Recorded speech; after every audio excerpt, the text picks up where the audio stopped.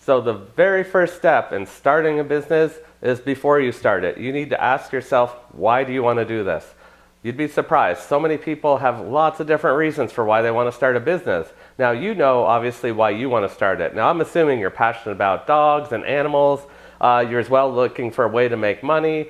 You have idle time. You have time when you can be walking dogs. You have a way to get to people's places so you can go get their dogs, walk them, bring them back, etc. But still, you really have to ask yourself, why are you looking to start your own business? So many people look to start their own business because they think it's an easy road to getting rich or to making a lot of money easily. And I'm here to tell you that's not the case. There's no such thing as easy money, especially in starting your own business.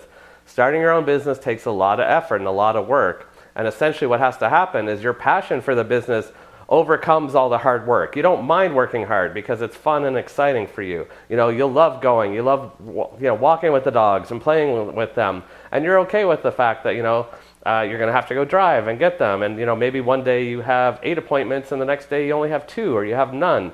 Or maybe you have to drive an extra 5 miles to get to the next appointment because they're a little bit further. Whatever the case might be, your passion for the business surmounts any inconveniences that you feel. The other thing you have to consider is you are going to have to do some things besides just walk dogs. You're going to have to handle the business side of the business. Things like marketing, getting out there, promoting the business, doing a little bit of accounting. Depending on how big your operation is, it might not be a big deal, but if you're doing a high volume of dog walking, it's essentially business that you need to keep track of, your records, etc. on a daily basis.